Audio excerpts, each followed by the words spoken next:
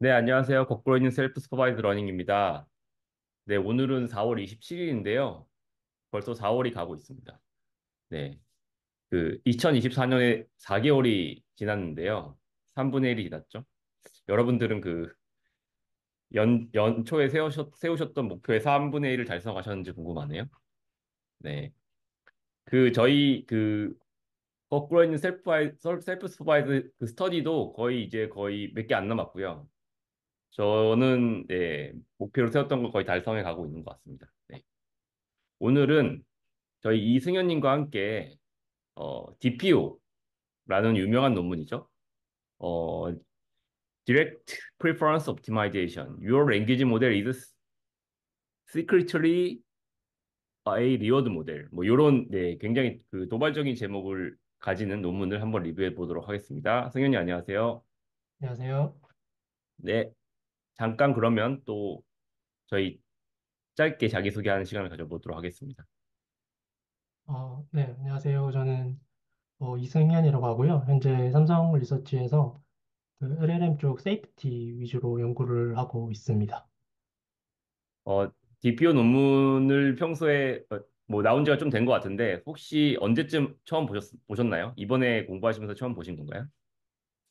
대략적인 내용은 많이 워낙 유명한 논문이다 보니까 알고 있었는데 수식까지 디테일하게 접하고 실험까지 사실 실험을 자세히 잘 안 보잖아요. 근데 실험까지 디테일하게 본 건 또 처음인 것 같네요.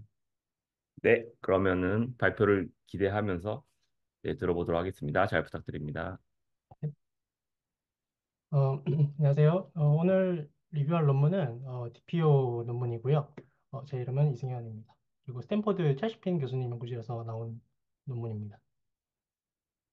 먼저 간단하게 그 RLHF에 대해서 짧게 리뷰를 해보면 이거는 예전에 영수님께서 발표를 해주신 오픈 AI의 인스트럭트 GPT 논문인데요. 이 피규어를 주로 많이 다 보셨을 거예요. 근데 오늘은 이 피규어보다 조금 더 수식적인 부분을 다루려고 해서 이 다음 피규어를 새롭게 사용하려고 하고요. 이 피규어도 혹시 보셨을 수도 있는데 치프엔이라는 분의 블로그에서 가져온 그림입니다. 그래서 RLHF는 보통 이렇게 네 단계로 이루어지는데 먼저 첫 번째 스텝 0에서는 unsupervised pre-training이 이루어지는 단계고요. 그래서 랭귀지 모델링을 하는 단계고 그 결과적으로 pre-trained LLM이 이렇게 나오게 됩니다. 그다음에 이 pre-trained LLM을 가지고 supervised learning을 하는데 이때는 이전에 unsupervised pre-training과 다르게 조금 더 하이 퀄리티의 데몬스트레이션 데이터가 필요하고요. 이런 식으로 슈퍼바이즈 러닝을 한 모델을 보통 SFT 모델이라고 하고 이 논문에서는 이렇게 파이 SFT라고 표현을 할 예정입니다. 그 다음 부분이 reinforcement learning을 주로 적용하는 부분인데 이 SFT 모델에서 나온 리스폰스가 어떤 게 더 나은지를 레이블링한 컴패리즌 데이터가 있고요. 그걸 가지고 첫 번째로 리얼드 모델을 피팅시키고 그 피팅된 리얼드 모델과 그리고 새롭게 만들어진 언레이블드 프롬프트를 가지고 리인포스먼트 러닝을 돌려서 아까 앞서 있던 이 SFT 모델을 파이널 모델로 파인 튜닝하는 단계를 보통 RLHF라고 간단하게 얘기할 수가 있습니다. 그러면 그래서 오늘 네, DPO가 대신하게 될 파트는 어디가 될까요? 이 네모로 박스 친 파트입니다. 예전에는 요게 이제 RHF였는데 요게 이제 요거를 DPO로 하자라는 게 이 논문의 주장인 것이죠. 네, 네.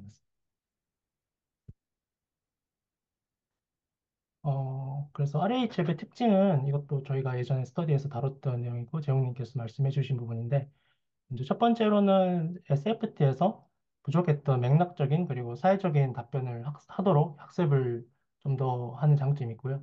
그리고 이제 네거티브 리스폰스를 주는 역할도 하는데 이 논문에서 죄송합니다. 주로 관심 가지는 부분은 이 프레퍼런스 모델을 사용해서 그러니까 브래들리 테리 모델을 사용해서 선호도가 라이블링 된 걸 가지고 리얼드 모델 학습하는 부분을 주로 중요하게 다룰 예정입니다. 이런 식으로 직접 리스폰스를 하나씩 쓰는 게 아니고 선호도만으로 라이블링 하는 과정은 기존에 직접 리스폰스를 직접 사람이 하나하나 입력하는 것보다는 상대적으로 데이터 측면에서 비교적 스케일러블한 피드백이 가능하다고 생각할 수가 있고요. 이 과정에서 리얼드 모델에 대한 로스 펑션은 이 브래들리 테리 모델을 변형해서 이렇게 정리를 할 수가 있습니다. 이때 사용된 데이터셋은 어, 이제 질문에 해당하는 프롬프트가 있고, 그리고 더 선호한다고 레이블링된 preferred response, 그리고 상대적으로 덜 선호하는 리스폰스인 dispreferred response가 됩니다.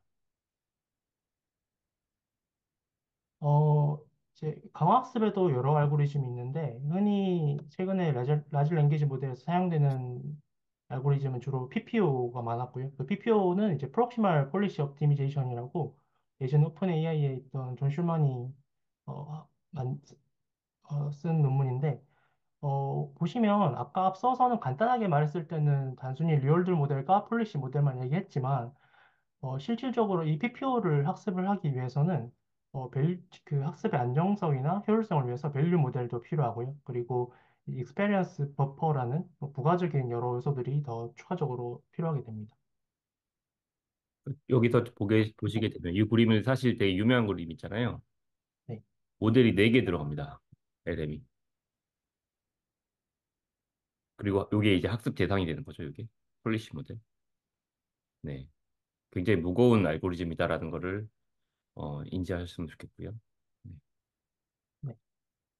그리고 또 저희가 예전에 다룬 것처럼 리얼드 모델의 스케일도 중요하기 때문에 전체적인 구현을 하려면 구현의 복잡성도 있지만 리소스 자체도 상당히 들어간다는 거를 인지하셔야 됩니다. 그래서 이 관점에서 기존 RLHF의 문제점을 정리를 하자면 먼저 구현의 과정이 복잡하고요. 그리고 아까 지영님께서 짚어주신 대로 학습에 필요한 요소가 굉장히 많습니다. 그리고 또 여기서 저자가 추가적으로 또 생각하는 부분은 이제 학습이 불안정하다는 부분이 있는데 그 이유가 리얼드가 추가적인 디그리 오브 프리덤을 가지는 거를 꼽더라고요. 그래서 그 이유를 생각하면은 브래들리 테리 모델 자체가 선호도를 가지고 학습을 하는 거다 보니까 이 학습 때 리얼드 간의 차이만 고려를 로스에 반영을 하거든요. 그러다 보니까 이 프롬프트마다 실제 리워드는 이 두 개가 동시에 다른 방향으로 변해 버린다거나 해서 시프트가 그때그때마다 다르게 된다면 이 학습 자체가 굉장히 불안정해질 수 있다고 합니다. 그래서 논문에서 제안하는 게 이제 Direct Preference Optimization이라는 DPO 방법인데요. 이게 첫 번째 피규어인데 아까 앞서 설명한 것처럼 RLHF에서는 먼저 리얼드 모델을 피팅하고 그리고 그 피팅된 리얼드 모델로 이제 LM 폴리시를 리인포스먼트 러닝을 통해서 학습하는 이 단계가 있다면 제안하는 DPO에서는 단순히 프리퍼런스 데이터를 가지고 맥시멈 라이클리후드만으로 파이널 LM을 학습을 하겠다라는 게 이 논문에서 목표로 하는 바고요. 그래서 한마디로 RLHF를 좀 더 단순화하려고 하는데 그 방법은 리얼드 모델을 잘 파라메터라이즈 해서 이제 클로즈 폼의 옵티멀 폴리시를 RL 단계 없이 도출을 하는 것을 활용을 합니다. 이제부터 수식이 좀 나오긴 하는데, 여기 사실은 논문에서도, 본문에는 언급을 잘 안 하지만, 뒤에 증명을 많이 해놓긴 했지만, 오늘 발표에서는 그런 증명을 다루다기보다는 이미 도출된 수식을 가지고 그 수식의 각각 요소가 어떤 의미를 가지는지를 조금 더 중점적으로 설명을 하고자 합니다. 먼저, 일반적으로 쓰이는 RLHF에서의 오브젝티브 펑션인데요. 여기 1번은 이제 리스폰스가 얻는 열드가 커지는 방향으로 학습을 하는 부분이고요. 근데 단순히 커지기만 하면 되는 게 아니고 기존에 처음 있던 레퍼런스 모델에서 또 모델이 너무 벗어나게 되면 안 되므로 레퍼런스 모델에서의 거리는 어느 정도 유지를 하면서 리월드를 최대화하는 방향이 이 RLHF의 메인 오브젝티브입니다. 네. 음. 네. 그리고 이 단계에서 추가적으로 여기서 이제 키워드로 드는 게 클러스트 폼 옵티멀 폴리시라는 건데 이게 어떤 거냐면 리얼 펑션을 클로즈드 폼의 함수로 표현을 하는 거거든요. 어, 그게 그러니까 여기서는 이제 옵티멀 폴리시를 어떻게 하면은 그 리퍼런스 폴리시와 그리고 리얼드만으로 표현을 할 수 있을지에 대한 내용이고 이게 증명을 통해서 나온 부분인데 이 옵티멀 폴리시의 플러스 폼 폴리시를 각 요소에 대해서 설명을 먼저 드리자면 여기 3번의 부분이 기존의 레퍼런스 폴리시고 4번이 리얼드 부분인데 여기서 옵티mal 폴리시가 가져야 되는 부분은 기존의 폴리시가 높은 확률을 갖는 응답에서 리얼드 또한 높은 값을 가지게 되면은 그 부분에서 전체적인 확률이 올라갈 테니까 높은 리얼드에서 높은 확률이 가지도록 하는 게 되게 직관적으로 이 옵티mal 폴리시를 나타내는 수식이라고 보시면 됩니다. 그리고 이렇게 도출된 플러스 폼의 옵티멀 폴리시를 잘 변형을 하면, 이번에는 반대로 이 리월드를 이 두 개의 폴리시로 또 이렇게 표현을 정리를 할 수가 있는데요. 여기서는 이제 이 의미는 옵티멀 폴리시의 함수로서의 리월드 펑션을 나타내는데, 어, 이 리월드 펑션은 여기서 이 5번 부분을 보시면 어떤 그 위에 폴리시에 의해서 생성된 그 응답의 확률이 처음 레퍼런스 폴리시보다 그 확률이 높으면 이 값이 플러스가 프로버빌티가 로그 분이 플러스가 되고 이 위에 생성된 응답의 확률이 기존 레퍼런스보다 낮으면 이 부분이 마이너스가 된다고 생각해서 그렇게 플러스 마이너스로 리얼드가 뒷부분까지 포함해서 정의된다고 좀 직관적으로 받아들이시면 될 것 같습니다. 네, 요 조금만 부연 드려볼게요. 그냥 간단하게 설명하기 위해서, 어, 그 클로즈드 폼 옵티멀 폴리시 이게 되게 중요한 이 논문에서 그런 식이거든요. 이게 뭐냐면 그냥 간단히 얘기해서 수식적으로 어, 그 폴리시가 그 옵티말 상태에 도달했을 때는 그건 수식적으로 이런 식으로 표현이 될 수 있다라는 얘기예요, 그냥. 네. 그걸 요 식에서 유도를 한 겁니다. 뭐, 꿍짝꿍짝 해가지고, 수식적으로 옵티말 폴리시는 요렇게 표현될 것 같다. 라고 이제 유도를 한 것이고, 요 식에서 또 요 식으로 이제 그 리오드 모델로 치환시켜가지고, 그 다시 표현하면 이런 식으로 되는 겁니다, 그냥. 그래서 굉장히 그 어려운 게 아니고, 그냥 그렇게 쉽게 이해를 해주시면 좋을 것 같아요. 네. 네.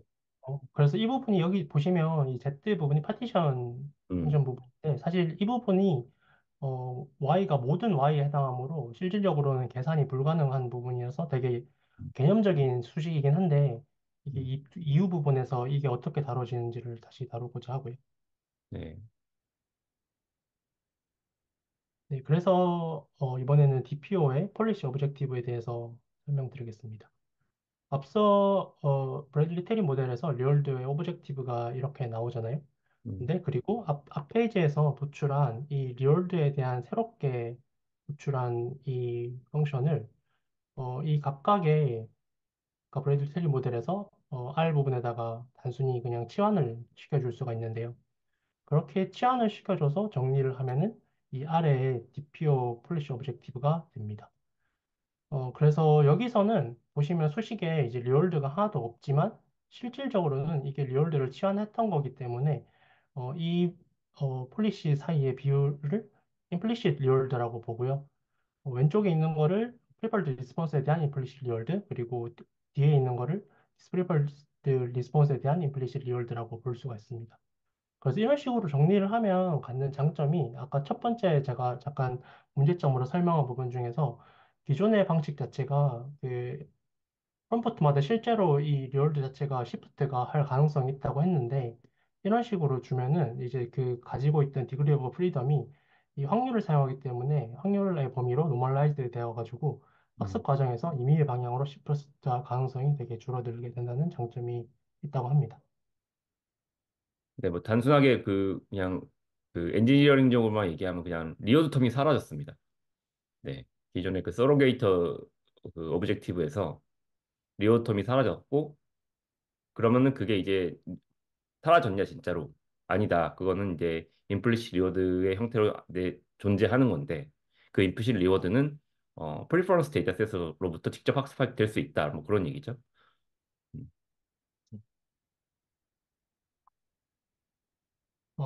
그 다음에 이렇게 구한 DPO의 오브젝티브 펑션을 실질적으로 업데이트 할 때마다 그게 어떤 의미를 가지는지에 대한 수식을 또 정리를 했는데요. 그래서 DPO를 그레디언트를 하면은 이런 수식이 되는데 이것도 뭐 어떻게 하는 거를 도출하는지에 대한 것보다 각각의 요소가 어떤 의미를 가지는지를 보면은 가장 첫 번째로 이 괄호 안에 첫 번째 요소는 프리퍼드 리스폰스에 대한 라이클리후드는 업데이트 할수록 올라간다는 의미를 가지고요. 이 뒤쪽은 이제 디스프리퍼드 리스폰스에 대한 라이클리후드는 줄어든다는 의미를 가지게 됩니다. 그리고 제일 앞에 이 텀은 이제 케일 컨스트레인트가 베타로 들어가는데 이게 사실상 러닝 레이트로 동작을 하게 되고요.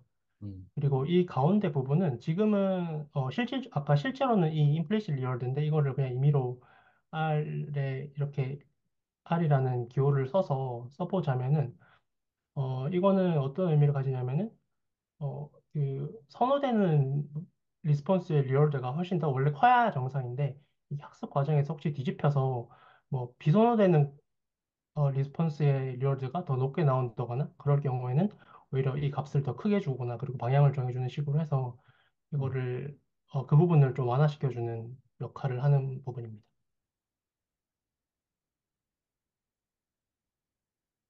네, 그래서 이게 되게 수식은 많지만 실질적으로 아까 지영님께서 말씀해 주신 것처럼 옵티멀 폴리시에 대한 거를 잘 적용을 해서 리얼드 펑션을 만들고 그리고 그 리얼드를 치환을 해서 이제 전체 텀에서 리얼드가 단순히 사라지는 의미를 가지고 있고요.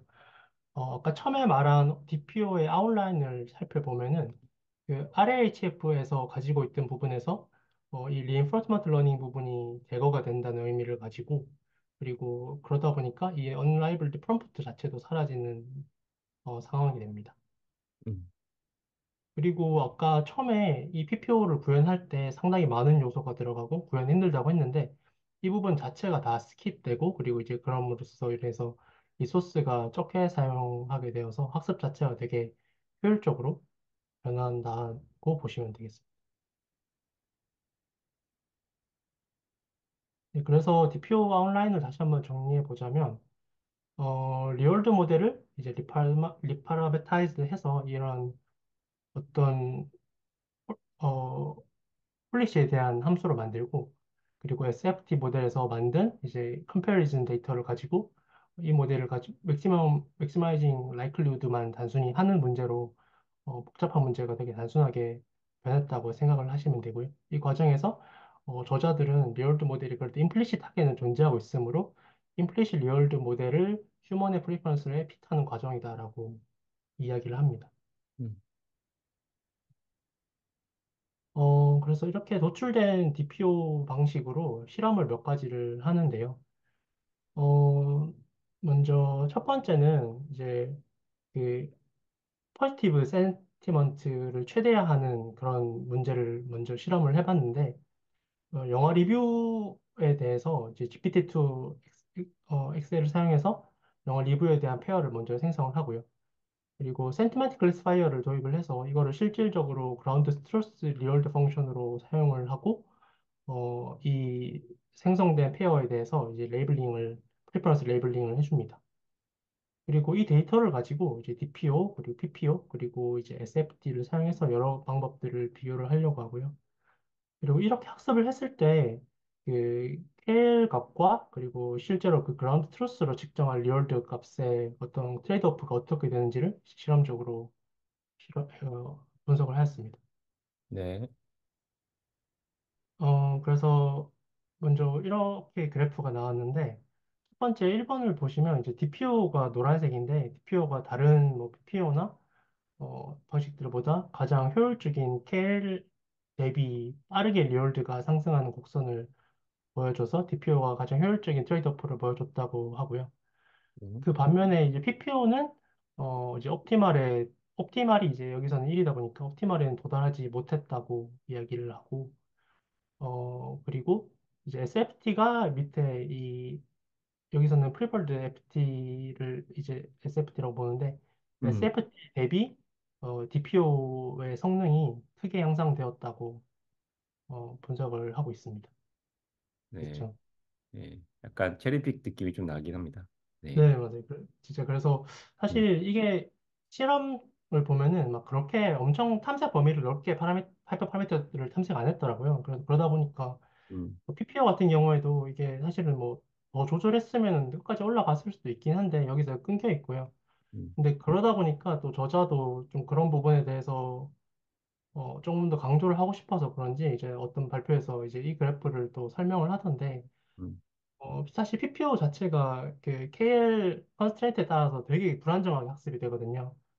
근데 여기서는 이제 DPO는 한번 해보니까 이 베타 컨스트레인트를 조절을 함에 따라서 실질적으로 계산되는 KL 값이 되게 이렇게 프리디터블하게 움직이더라. 그러니까 우리가 DPO를 쓰면은 PPO보다는 훨씬 안정적으로 음, 학습을 할 수 있다.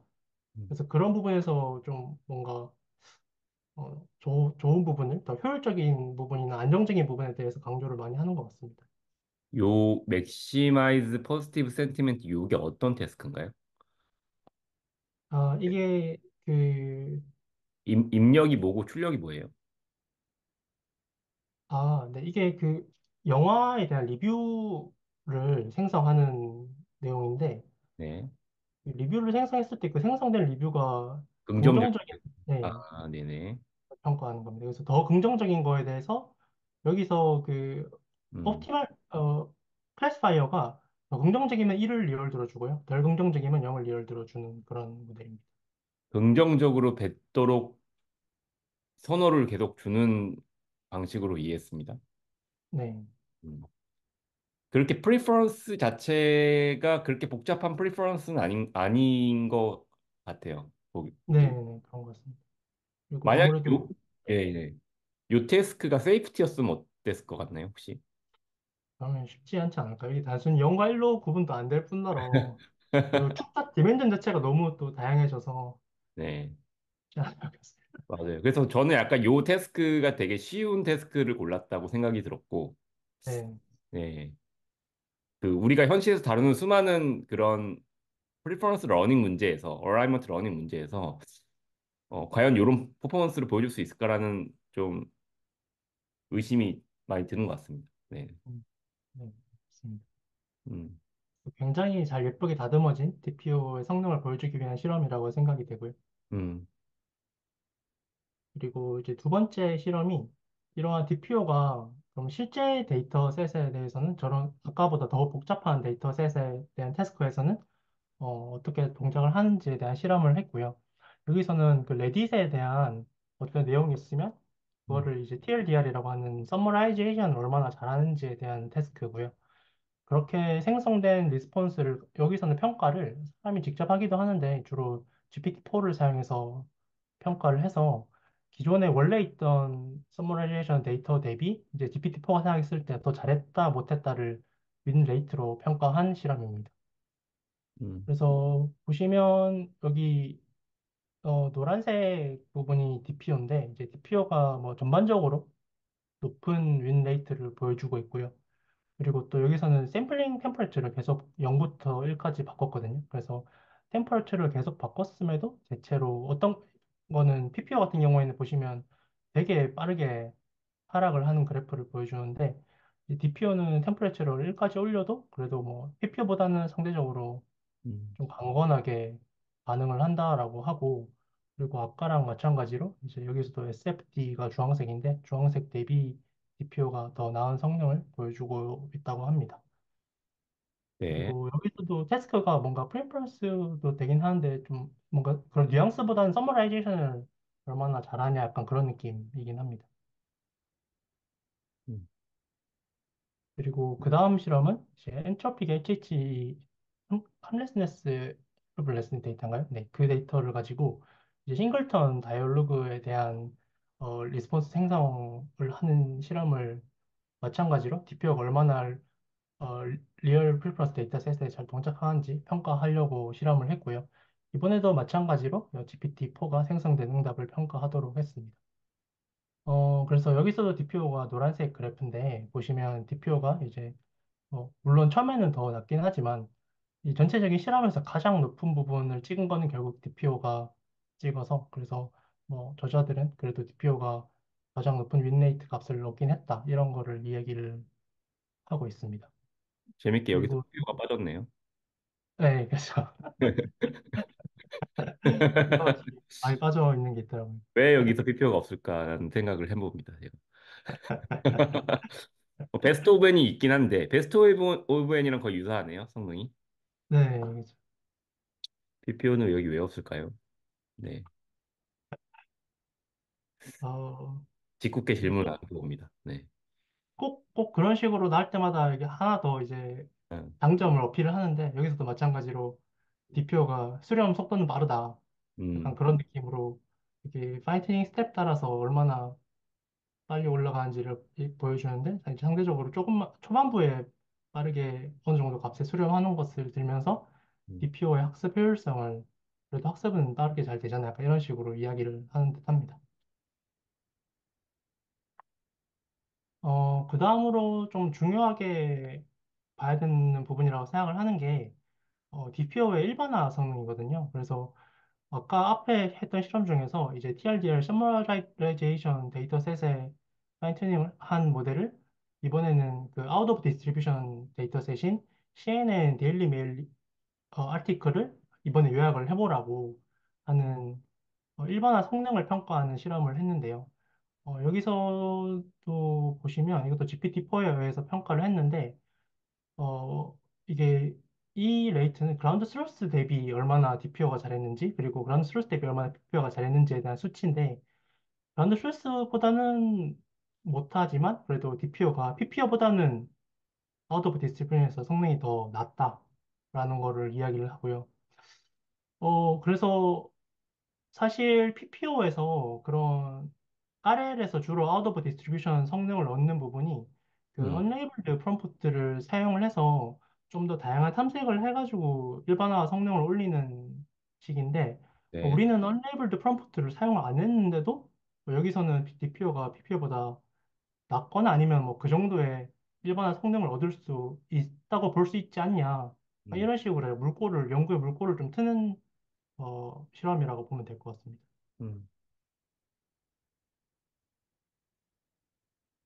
네. 그래서 논문에 대한 부분은 이제 거의 끝났고요. 논문의 컨클루전을 보시면, 그래서 지금까지 내용을 정리했을 때, DPO는 리얼드의 리퍼레멘테이션을 통해서 이제 RLHF에서의 RL 단계를 제거를 했다는 거고요. 그 결과 RLHF 대비 간단하고 안정되고 그리고 계산량 측면에서도 훨씬 저렴한 학습 방법을 만들어냈는데 중요한 거는 그럼에도 불구하고 이 목표 자체가 RLHF와는 같은 오브젝티브를 최적화한다고 음. 이야기를 하고 있습니다. 근데 이게 아까 뭐 실험 부분도 그렇지만 리미테이션이 좀 있긴 한데 먼저 아까 앞부분에 일반화 부분 실험에서 unlabeled 프롬프트를 쓰지 않았음에도 어느 정도 자기들이 제너럴리제이션 성능이 있다고 하는데 그거에 대한 이론적 좀 근거가 미약한 것 같다고 더 추가적인 연구가 필요하다고 얘기를 하고요. 그리고 또 뭐 계속 학습을 시켰을 때 이게 리얼드의 오버 옵티마이제이션이 될 수 있지 않을까에 대한 분석도 필요하다고 하고 그리고 논문 자체가 이제 실험된 모델들이 다 6B 모델까지만 실험으로 검증되어 있다는 한계가 있습니다. 네.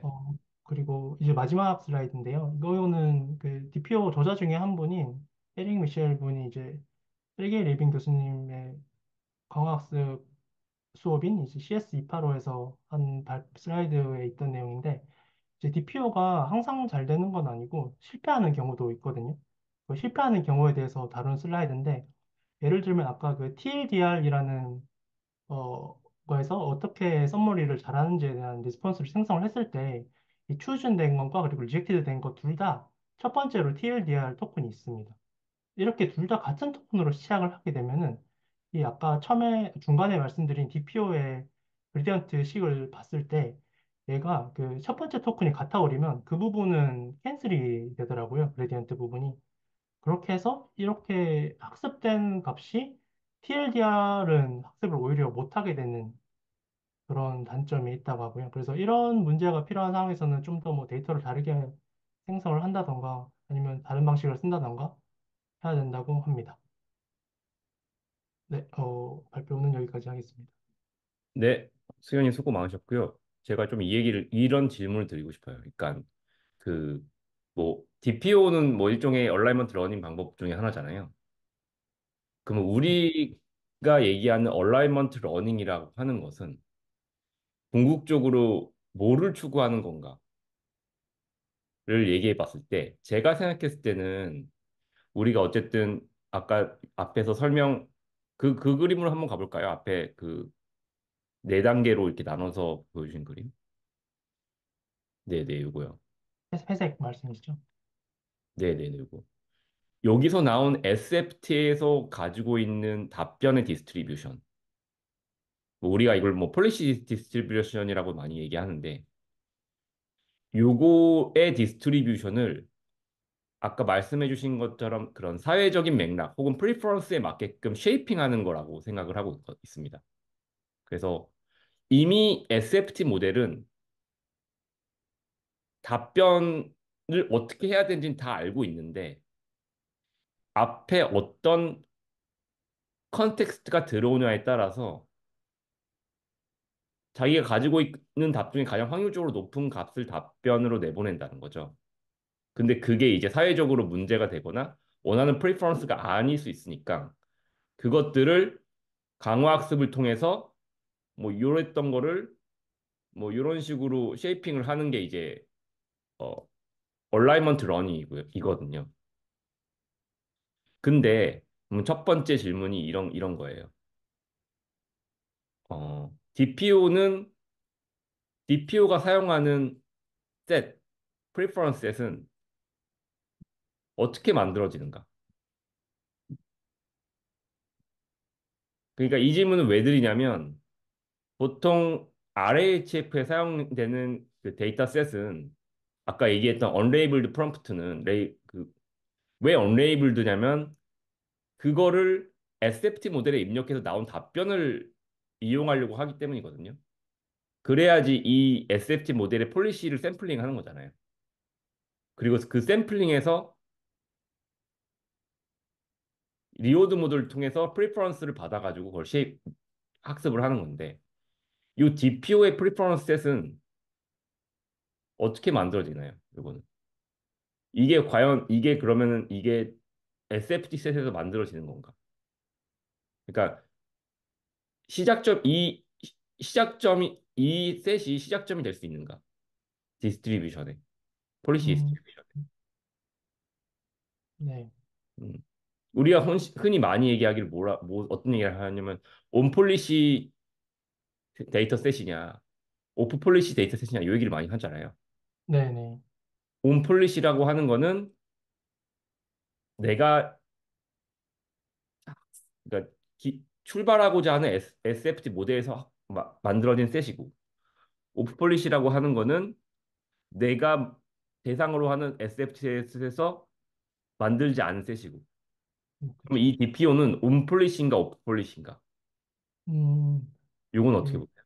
수식적으로 보면은 이제 홈폴리시를 전제로 한 수식의 전개라서 홈폴리시여야 되는데, 음, 근데 이제 DPO에서 주로 하려고 한 내용이 간편성이다 보니까 음, 여기서도 시중에 나와 있는 그렇죠. 온라인 오픈 소스로 나와 있는 컴패리즌 데이터를 써야 사실 더 효율성이 올라가잖아요. 그래서 그렇게 쓰기 위해서는 어떻게 하면은 이 기존에 가지고 있던 모델을 온폴리시로 만들어 줄까라는 식으로 접근을 하더라고요. 그래서 공개되어 있는 컴패리즌 데이터를 가지고 이 SF 모델을 차라리 조금 더 피팅을 시켜서 거기서부터 온폴리시로 시작을 하자. 약간 이런 식으로 얘기를 하더라고요. 네네. 그래서 그게 되게 중요한 포인트인 것 같습니다. 그래서 만약에 DPO를 하려면 내가 사용하고자 하는 프리퍼런스 셋을 가지고 한번 SFT를 하시고 뭐 포지티브 답변만 이용한다든지 아니면 양쪽으로 한다든지 그 다음에 거기서 DPO를 하셔야 될 것 같아요. 그래야지 이 원하는 그러니까 얼라이먼트 러닝이랑 개념이 맞는다고 생각해요. 그래서 SFT 모델 있으니까 밖에서 프리퍼런스 가져와가지고 그냥 바로 DPO 해야지라고 하면 잘 안 될 겁니다. 어, SFT 타겟이 되는 폴리시 모델에 프리퍼런스 셋으로 한번 SFT 하고 그 다음에 DPO를 해야 잘 된다. 이게 이제 하나 포인트였고요. 두 번째 DPO의 약점이 뭐냐면 DPO는 프리퍼런스 셋이 고정돼 있다는 겁니다.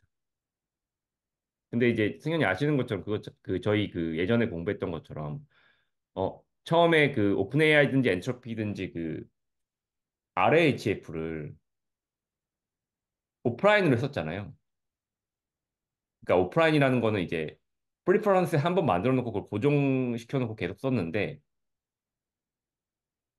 저자들이 얘기하는 거는 결국 우리는 온라인으로 해야 잘 되더라.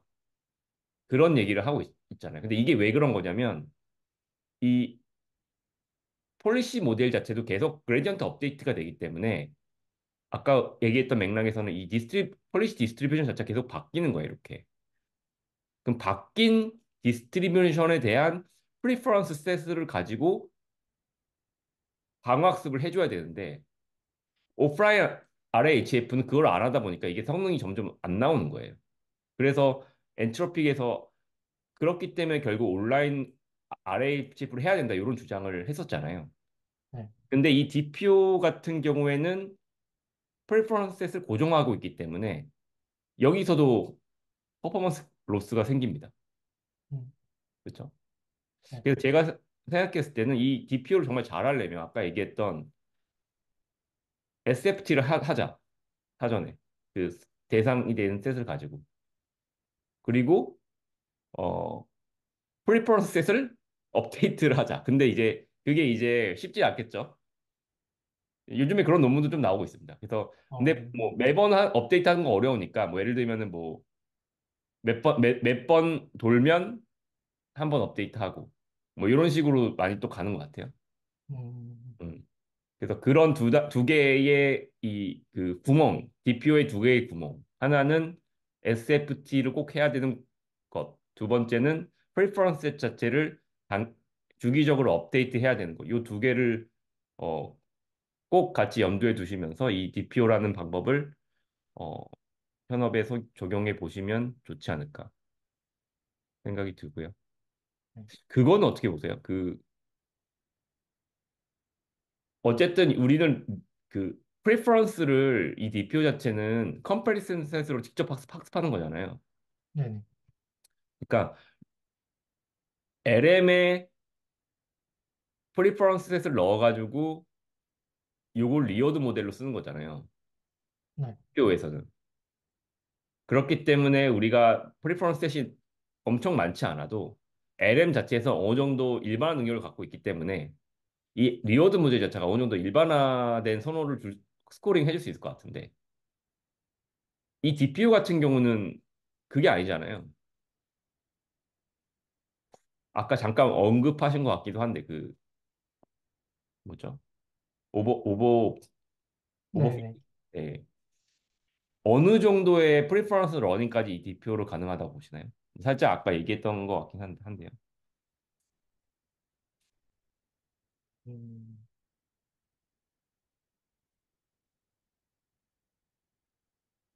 이게 저도 좀 더 고민을 해봐야 될 것 같긴 한데, 이게 이것도 무턱대고 계속 학습을 또 시키면 오히려 안 좋아질 것 같긴 하거든요. 그렇죠.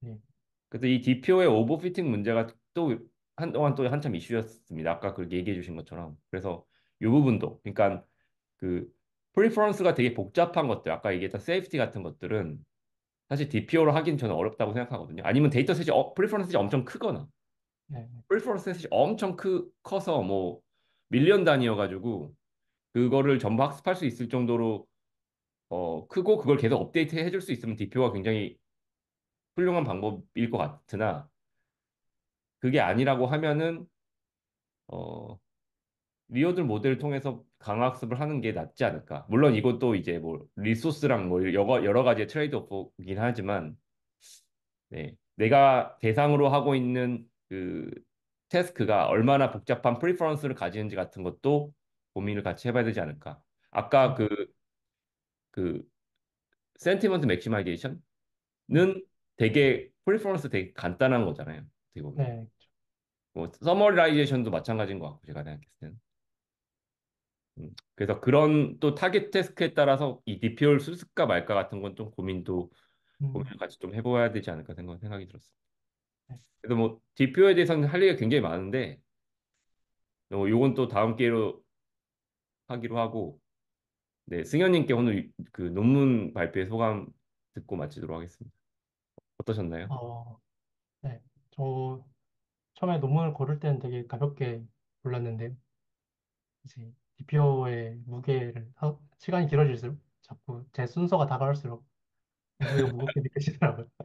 아, 이게 너무 그 주목받는 알고리즘이다 보니까 또 그렇게 네, 느끼실 수 있는데 그만큼 또 공부하시면서 얻어가는 게 많지 않았을까 생각이 들고 요즘에 DPO를 모르면은 어디 뭐 AI 커뮤니티 가서 얘기도 못 붙여보는 그 정도이기 때문에 네, 되게 좋은 기회가 아니었나 싶고요. 네, 그럼 오늘 발표해 주신 승현님께 다시 한번 감사 말씀드리고요. 오늘 발표는 여기서 마치도록 하겠습니다. 수고하셨습니다. 감사합니다.